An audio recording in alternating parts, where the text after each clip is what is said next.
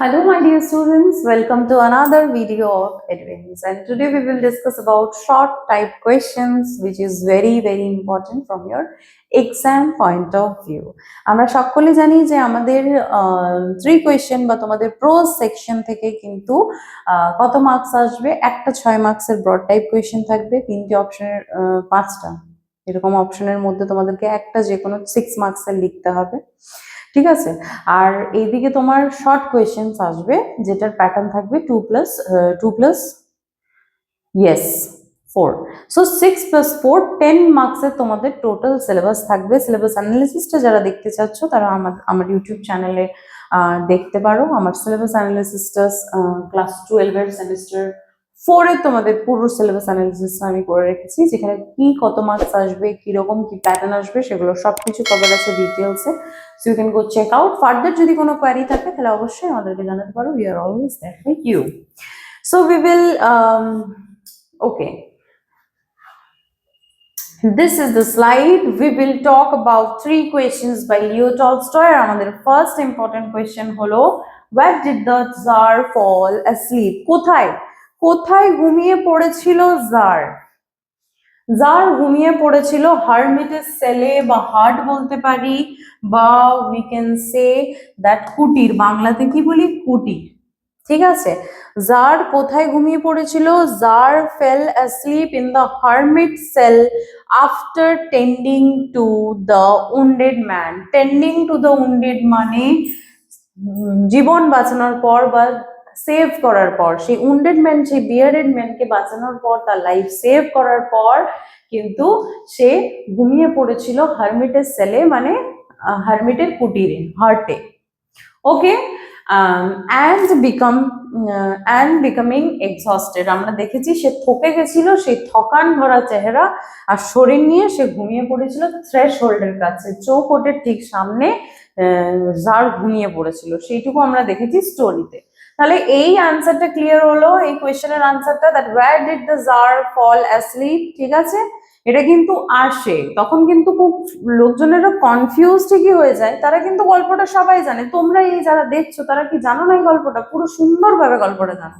এখন যদি বলা হয়, ভাই বোনরা যদি কেউ বলে যে একটা গল্প বলতো, দিদি দাদা যারা রয়েছে, তখন তোমরা সুন্দরভাবে 3 কোয়েশ্চেন্স লিও টলস্টয় বলে দিতে পারবে। কিন্তু যখন এটা কোয়েশ্চেন আনসার ফর্মে আসে তখন কিন্তু বন্দুকটা লাগে একদম হেডশট। কেন বলছি? কারণ কোয়েশ্চেন, একটা গল্প বলা আর সেটার কোয়েশ্চেনের আনসার ফর্ম করা বা কম্পোজ করা বা লেখা পরীক্ষার খাতায় টোটালি ডিফারেন্ট। আমি কিছু পয়েন্টস বলে দিলাম, এই যেমন আমি কিছু ভিডিওস যেমন জারের ক্যারেক্টারিস্টিক্স যখন আমি ডিসকাস করি লেকচারে, তখন কিন্তু আমি কি করি, পয়েন্টস বলে দিই। সেই পয়েন্টস থেকে কম্পোজ করা অ্যান্সার কিন্তু খুব ডিফিকাল্ট হয়ে যায়। তার সত্ত্বেও আমি স্টুডেন্টকে সেই ডিফিকাল্ট কাজটা দিই, কারণ আমি মনে করি যে তোমরা যদি ঠুকে না শেখো বা যদি তোমরা শিখতেই না পারলে সেটা থেকে তোমরা মানে কি লেসন পাবে? তোমরা আজকে ওই পয়েন্টস ধরে কম্পোজ করবে গোটা 6 মার্কসের আনসার, তবে গিয়ে কিন্তু ইমপ্রুভ করতে পারবে। কি করে ইমপ্রুভ করতে পারবে? কি কি জায়গায় ভুল হবে সেটা বুঝতে পারবে, এইটুকুই। চলো তাহলে আমাদের সেকেন্ড কোয়েশ্চেন কি, এটা দেখো স্টার মার্কে দেওয়া আছে, স্টার মার্ক করে রেখেছি। What was the first question and what was the answer to the first question that learned men gave? তাহলে আমাদেরকে এখানে ফার্স্ট কোয়েশ্চেনের কথা এখানে জিজ্ঞাসা করা হচ্ছে, এন্ড সাথে সাথে ফার্স্ট কোয়েশ্চেনের আনসারটা কি দিয়েছিলাম, দ্যাট ইজ রিপ্লাই আমাদের কি এসেছিল সেটাও জিজ্ঞাসা করেছে। তাহলে এইটা আমরা কি অ্যান্সার লিখবো, গুছিয়ে লিখবো। অল দ্য লার্নেড মেন, যে জ্ঞানী গুণী ব্যক্তিগুলোকে যাদেরকে জারের সবাই ডাকা হয়েছিল, learned men came to the Tsar to answer his question. In reply to his first question, some said, আচ্ছা, some said to ascertain the right time for work. আচ্ছা, এখানে কিন্তু ascertain right time to work এই সব লেখার আগে আমরা লিখবো, আমরা কি লিখবো? আমরা লিখবো what was the first question. First question কি ছিল? To begin a work or to right time to begin a work. What is the right time to begin a work?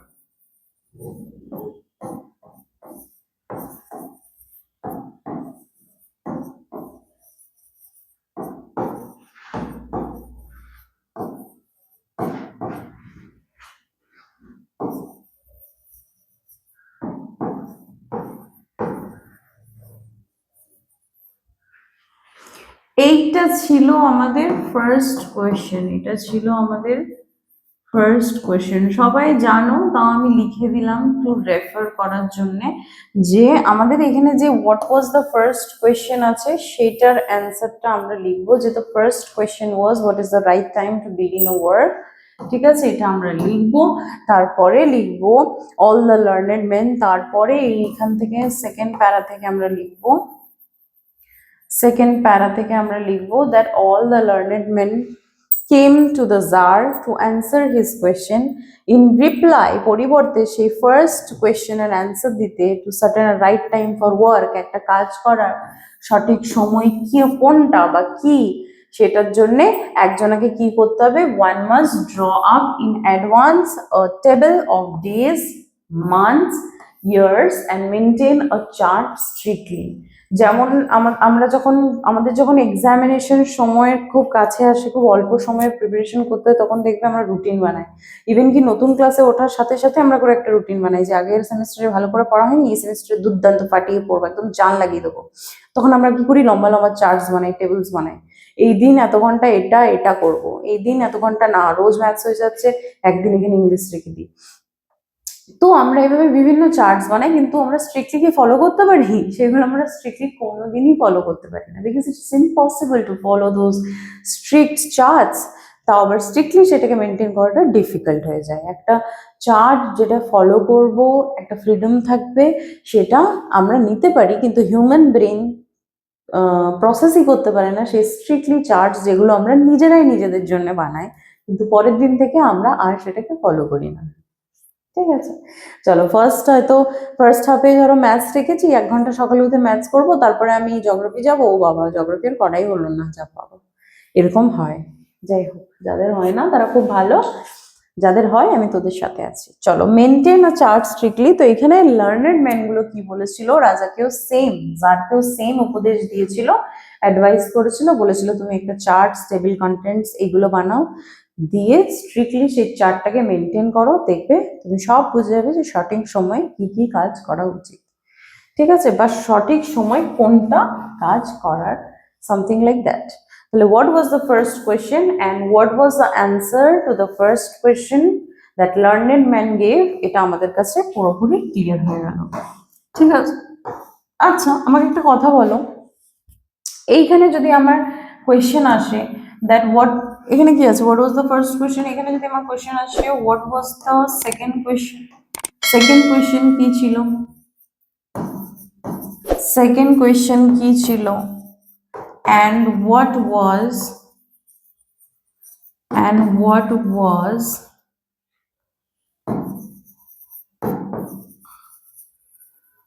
the answer to the second question, তাহলে কি হবে,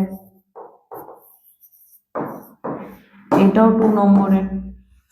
তাহলে আমরা কি দেখতে পেলাম, যে আমাদেরকে ফার্স্ট কোয়েশ্চেন তুলেও কোয়েশ্চেন করতে পারে, এইটা আবার সেকেন্ড কোয়েশ্চেনও হয়ে যেতে পারে, যেটা আমি ওখানে দেখালাম, সেটা আবার থার্ড কোয়েশ্চেনও হয়ে যেতে পারে। থার্ডের বেশি হবে না, কারণ 3টেই কোয়েশ্চেন আমাদের কাছে ছিল।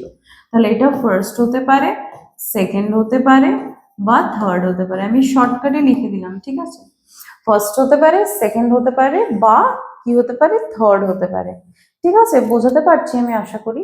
তাহলে এই প্যাটার্নে কিন্তু 3টে কোয়েশ্চেন আমরা এক্সপেক্টেড কোয়েশ্চেন প্যাটার্ন ফলো করব। 3টে কোয়েশ্চেন এটার মধ্যে আসতে পারে। কি ছিল ফার্স্ট কোয়েশ্চেন, অ্যান্সারে কি পেয়েছি, সেকেন্ড কোয়েশ্চেন কি ছিল, অ্যান্সারে কি পেয়েছি, থার্ড কোয়েশ্চেন কি ছিল, অ্যান্সারে কি পেয়েছি। 3টেকে মার্জ করে দাও মাই ডিয়ার স্টুডেন্টস, 3টেকে মার্জ করো, যে 3টে কোয়েশ্চেন কি কি ছিল আর তার আনসার কি কি পেয়েছি আমরা। তাহলে সেই ক্ষেত্রে আমাদের সেটা হয়ে গেল 6 মার্কসের কোয়েশ্চেন। তাহলে এই 3টে কোয়েশ্চেন যদি ইন্ডিভিজুয়ালি তোমরা ফার্স্ট কোয়েশ্চেনের রিপ্লাই, সেকেন্ড কোয়েশ্চেনের রিপ্লাই, থার্ড কোয়েশ্চেনের রিপ্লাই যদি করা থাকে, তাহলে আরামসে এই গোটা 6 মার্কসের উত্তরটা আমরা লিখতে পারবো না, আরামসে লিখতে পারবো। এই ধরো ফার্স্ট কোয়েশ্চেনটা যেমন এখানে করালাম, সেরকম সেকেন্ড কোয়েশ্চেনটা করবে, সেরকমই থার্ড কোয়েশ্চেনটা করবে, একসাথে পাঞ্চ করে দাও, 6 মার্কসের কোয়েশ্চেন রেডি। ঠিক আছে, তাহলে আর আমাদেরকে কিছু ভাবতেই হবে না। চলো আমরা নেক্সট স্লাইডে চলে যাই, এটা আশা করি বুঝেছ। চলো দেখো, আরো দুটো কোয়েশ্চেন দেওয়া রয়েছে, এগুলো কিন্তু শর্ট কোয়েশ্চেনের আন্ডারেই পড়ছে। That here comes someone running, who said this to whom, এটা খুব ইজি। এরকম আরো কিছু শর্ট কোয়েশ্চেন্স আমি কভার করাবো লাইন তুলে তুলে, যেগুলো রিপিটেডলি আমি দেখেছি কোয়েশ্চেন পেপারে রিপিটেডলি আসে, চোখে লাগে, সেই কোয়েশ্চেনগুলো আমি তুলবো। আজকে বেশি কোয়েশ্চেন আনিনি, আজকে 5টাই কোয়েশ্চেন এনেছি। পরের লেকচারে চেষ্টা করব 10 থেকে 12টা কোয়েশ্চেন একবারে র্যাপিড ফায়ারের মতন শেষ করে দেওয়ার, ঠিক আছে? তাহলে হেয়ার কাম সামওয়ান রানিং, তাহলে সেই বিয়ার্ডেড ম্যানটা আসছিল, তাহলে আমরা এখানে লিখবো কে কাকে বললো, জার কিন্তু হারমিটকে বলেছিল। তারপরে যদি আমাদের এখানে কোয়েশ্চেন আসে তাহলে এই সামওয়ানটা কে, হু ইজ সামওয়ান, তাহলে এই সামওয়ানটা হচ্ছে উন্ডেড ম্যান বা বিয়ার্ডেড ম্যান। উন্ডেড ম্যান বা বিয়ার্ডেড ম্যান, বিয়ার্ডেড ম্যান বা এনজয়েড ম্যান, এইগুলো বারবার প্রত্যেকটা লেকচারে আমি এই জন্যই লিখি যাতে তোমরা না কনফিউজ হয়ে যাও, ঠিক আছে? কনফিউজ হওয়ার চান্সেস নেই, কিন্তু আমি আমার দিকটা ক্লিয়ার রাখি। তাহলে এটা কে বলেছিল, জার বলেছিল টু দ্য আর্মি, ঠিক আছে, বোঝা গেল? চলো next, I am that enemy of yours, I am that enemy of yours, তাহলে এই যে ইনভার্টেড কমার সাথে এই জিনিসগুলো, এই কোটেশন মার্কের সাথে যে লাইন তুলে দেয়, এটা তোমার শর্ট কোয়েশ্চেন্স বলো আর লং কোয়েশ্চেন্স বলো, প্রত্যেকটা কোয়েশ্চেন্সের তুলনায় কিন্তু এটা খুব মানে খুব ইম্পর্টেন্ট হয়ে যায়। ধরো এই কোয়েশ্চেনটা 2 মার্কসের দেওয়া আছে তাই 2 মার্কসের এসছে, যদি এখানে আরো 3-4টে কোয়েশ্চেন একদম অ্যাড করা যেতেই পারে, করা যাবেই, তোমরা নিজেরাই করতে পারো, সেই ক্ষেত্রে সেটা 2 এর বদলে কি হয়ে যাবে, এটা তো 2, কিন্তু এটা 2 এর বদলে কিন্তু কি হয়ে যাবে, 6 হয়ে যাবে। আরো কিছু কিছু কোয়েশ্চেন্স অ্যাড করলে কিন্তু এটা 6 হয়ে যাবে। বোঝাতে পারলাম? চলো তাহলে আমাদের কোয়েশ্চেনটা কি, I am that enemy of yours, how did the person become an enemy of the person spoken to. তাহলে এটা 6 মার্কসের এমনি আসতে পারে, 2 মার্কসের এসছে তাই আমরা 2 মার্কস করে লিখবো। কি লিখবো দেখো লেখা রয়েছে, আমরা প্রত্যেকটা কোয়েশ্চেনের অ্যান্সার এইভাবে স্টার্ট করার চেষ্টা করব, that in Leo Tolstoy short story 3 questions, the 3 questions, এইভাবে কিন্তু কোয়েশ্চেনের আনসার ফ্রেম করার চেষ্টা করব, that in Leo Tolstoy short story the 3 questions, the bearded man became the enemy of the Tsar because the Tsar had formally executed his brother, that man's bearded man's brother, and seized his property. Seeking revenge for this action, এই বদলাটা প্রতিশোধটা নেওয়ার জন্যই কিন্তু the man had resolved to kill the Tsar. জারকে মেরে ফেলার একটা রিজলভেন্ট issue রাখে, যে আমি এই যে ব্রাদার আমার ভাইকে মেরেছে বা এক্সিকিউট করেছে বা সিজ করে দিয়েছে তার প্রপার্টি, সেটার প্রতিশোধ আমি তাকে মেরেই কিন্তু এই ঝামেলাটা মেটাতে পারবো। অ্যান্ড ওয়াজ লাইং ইন অ্যাম্বাস, অ্যাম্বাসে ছিল লুকিয়ে, তার হিডেন প্লেসে ছিল লুকিয়ে, তারপরে বেরিয়ে এসে দেখে যে রাজা নেই, তখন তার বডিগার্ড তাকে চিনে ফেলে আর ক্ষত করে দেয় তাকে, from his way back from the hermit's cell, কুটির মধ্যে। অ্যান্ড এইভাবেই সেই এনিমিটা person became an enemy of the person spoken to, and এইভাবেই এনিমি হয়ে যায়। এখানে কোয়েশ্চেনটা জিজ্ঞেস করেছে কিভাবে, how did the person, সেই person become an enemy of a person spoken to, কিভাবে, এইভাবে। কেন, কারণটা জিজ্ঞাসা করতে চেয়েছে, যেহেতু 2 মার্কস তাই আমরা শুধু এই ইম্পর্টেন্ট পার্টটুকু লিখবই লিখবো, ঠিক আছে? এই ইম্পর্টেন্ট পার্টটুকু লিখবই লিখবো, এক্সট্রা এগুলো তো লিখবই, তার সাথে আমরা এইটুকু পার্টও লিখবো, কিন্তু তার বেশি আমরা কিছু লিখবো না। তারপরে সে গেল দৌড়াতে দৌড়াতে, সামওয়ান রানিং কেম, এন্ড তারপরে সেভ করলো, কে সেভ করলো, জার সেভ করলো, কাকে সেভ করলো, সেই পার্সন তার এনিমিটাকে সেভ করলো, and tsar became the saviour of his life. আমরা এত কিছু লিখবোই না, কারণ এটা আমাদের 2 মার্কসের মধ্যে শেষ করতে হবে, ঠিক আছে? 2 মার্কস পেতে হবে, তাই 2 মার্কস ওরিয়েন্টেশনের সাথে আমরা শুধু 2 মার্কসের ওয়ার্ড লিমিট ভেবে অ্যান্সারটা কম্পোজ করব। আশা করি এই দুটো কোয়েশ্চেনের আনসার আমাদের বোঝা গেছে ভালোভাবে, ক্লিয়ার। তাহলে আমি আমার নেক্সট কোয়েশ্চেনে চলে যাই। নেক্সট কোয়েশ্চেনে দেখো আমার কি আছে, what was the hermit doing when the Tsar came to take leave of him? এই দেখো HS 2022 এর কোয়েশ্চেন, এটা প্রিভিয়াস ইয়ার কোয়েশ্চেনস আমি নিয়ে এসেছি। তোমরা যদি চাও যে ম্যাম আরো প্রিভিয়াস ইয়ার কোয়েশ্চেন্স নিয়ে আসুন, সেটাতে খুব সুবিধা হয় বোঝার জন্য যে কোয়েশ্চেন প্যাটার্ন কেমন, তাহলে বলে রাখি রিপিটেড কোয়েশ্চেন্স বা ইম্পর্টেন্ট কোয়েশ্চেন্স গুলোই আমি তোমাদের সামনে নিয়ে আসি, যাতে কোনো রকম ফালতু প্র্যাকটিস তোমাদের না হয়। এক্সাম ওরিয়েন্টেড প্র্যাকটিস যাতে হয়, অ্যান্ড সেই জন্য ফর এক্সাম্পল আমি এখানে এটা নিয়ে এসেছি 2022-তে আসা একটা কোয়েশ্চেন, যে কোয়েশ্চেনটা হচ্ছে what was the hermit doing, কি করছিলেন হারমিট যখন tsar came to take a leave of him. যখন যার বাড়ি চলে যাবে, ঘুমিয়ে পড়েছিল, তারপর সকালবেলা উঠলো, তারপর ক্ষমা টমা হলো, পিস এগ্রিমেন্ট হলো, তারপরে যখন বাড়ি চলে যাওয়ার সময় এলো, তখন এই যে কি মানে হারমিট তখন কি করছিল, এটা আমাদের কোয়েশ্চেন, কি করছিল না কি করছিল my dear students. when the Tsar came to take leave of the hermit was showing seeds in the ground that had been dug earlier. যখন hermit ঢুকেছিল তখন he was digging something, right? We have already read in this story 3 questions that time when hermit when the Tsar entered, the hermit was digging the ground. So when he was living at that time and that same ground where he was digging the other day, in that ground only he was showing seeds, বীজ পুঁতছিল। ঠিক আছে, তাহলে কি করছিল সেটা আমরা clearly এখানে জানতে পারলাম। ঠিক আছে, ওকে। So that's all for today's session, my dear students. For today's lecture, that's all. 5টা important short questions আমি আজকে ডিসকাস করলাম। তোমাদের কেমন লেগেছে সকলে একবার কমেন্ট করে জানিও ম্যামকে যে ma'am I have like this video.